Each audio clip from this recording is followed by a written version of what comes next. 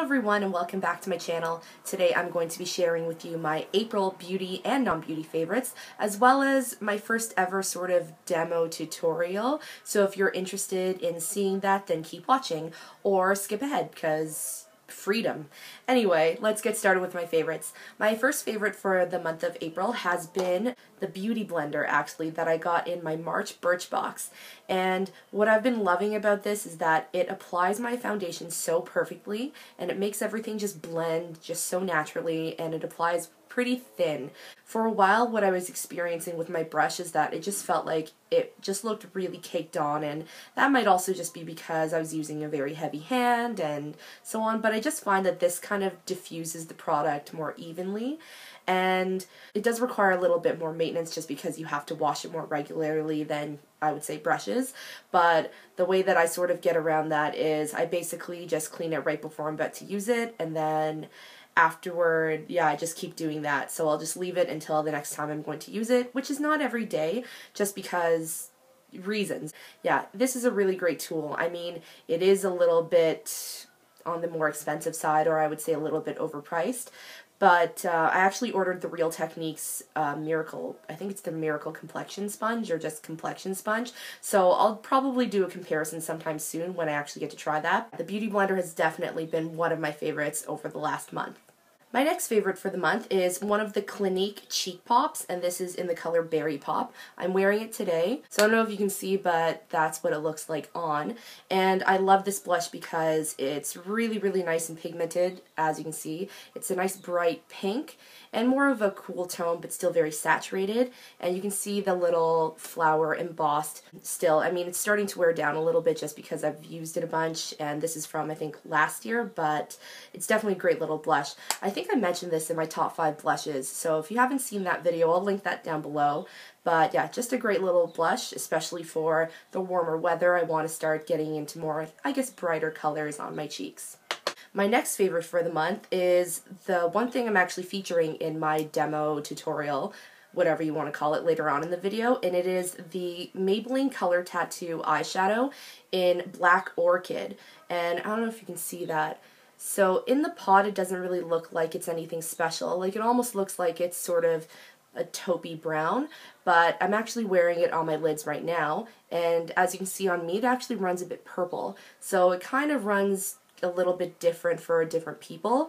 I know that some people say it's a little bit more brown, some of them say that it's more taupe, but yeah, you can see there in the pot, and when I show you the swatch, even there it doesn't look as purple, but I guess blended out it does. So this is a really, really beautiful color. I convinced 2 of my other friends to buy it as soon as I showed them and was talking it up, so, and they like it as well. I mean, what's great about the color tattoos is that it really looks like you've put in a lot of effort in your eyeshadow look, and you basically just need to use the one color. Now, in my tutorial, I use 3 colors just because I like adding a little bit more depth and a little bit more warmth, but on those days where you just want to put on a 1 color shadow and go, this is definitely your best bet. So I know this is a limited edition color, so I would say try to get out to the drugstore as soon as possible if you're interested in a really, really pretty purpley taupe color. My next favorite for April is also a Maybelline product, and this is the Maybelline Lash Sensational Waterproof Mascara. And I was actually really surprised because I saw this in Hey Claire's video, I think it was Hey Claire, but I've been using the Lancome Hypnostrama Waterproof Mascara over the last 2 years, and it's good, but this basically does the same thing, and I got this on sale for $4.99, whereas the Hypnostrama Waterproof, I believe, is around $26, so I'm definitely impressed.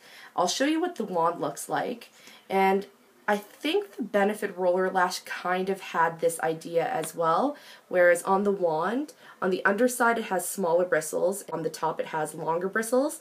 And so what I usually do to put this on is that I'll start at the base of my lashes with the shorter side, and then as I move up, I'll use the longer bristles to help lengthen. And this basically does the exact same thing as the Hypnostrama does for my eyelashes. So I love this mascara, and I'm so excited to have finally found a drugstore mascara that I will continue to use. So pretty satisfied with that. So that's it for my beauty favorites. I know there's not too much this month, but I've been keeping it pretty simple and using a lot of the same things. I mean, trying to use up the products I have versus just continuing to buy more, but yeah, you know, it is what it is. So, moving on to non-beauty favorites. So, this is pretty random, but this is the one-a-day women's gummies with calcium. And this finally arrived in Canada not too long ago, because before this, I would only find them in the States. So whenever I would go to Target in the States, that would be the only place where I'd be able to find this. Before they just had the regular, not for women's, just for everyone, but this is pretty good. And I like these because, you know, they're not necessarily the best multivitamin you can take, but they're tasty, they're gummy, and yeah, may as well get some extra nutrients, if not all of them. I don't know, multivitamins. Multivitamins are a good call, but yeah, these are quite nice. I picked this up at Shoppers Drug Mart, so yeah, if you're a lady and you want to try a new multivitamin and you like gummies, then definitely give this one a try. Finally, my last favorite of the month is also non-beauty, obviously, and it is the ASAP Science Answers to the World's Weirdest Questions, etc. book. And I picked this up a few weeks ago before Dragon Boat practice because I was quite early and there was a chapters nearby and this was on promo.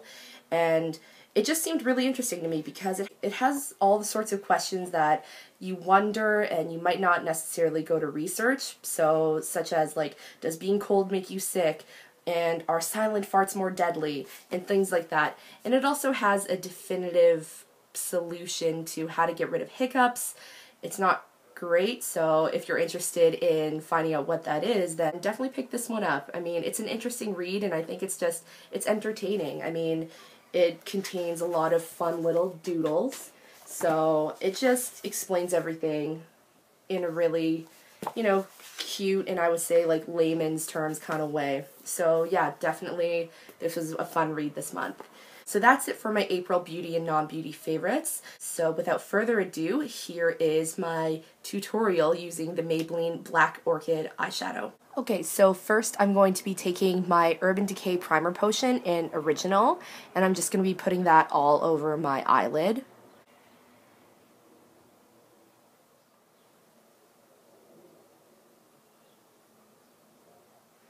Next, I'm going to be taking the Maybelline Color Tattoo in Black Orchid, and I'm going to be using an e.l.f. eyeshadow C brush. I have about 5 of these. These are pretty good, so I'm just going to put it into the pot to pick up the color. I know a lot of people like to use their finger for cream shadows, but I just generally like using a brush. So all I'm going to do is just put this on my eyelid. So as you can see, it's sort of like a purpley taupe. And in some lights, it looks even a little brown. So I'm just going to put that on my lid. It doesn't have to be super precise because we're going to blend out the edges a little bit anyway.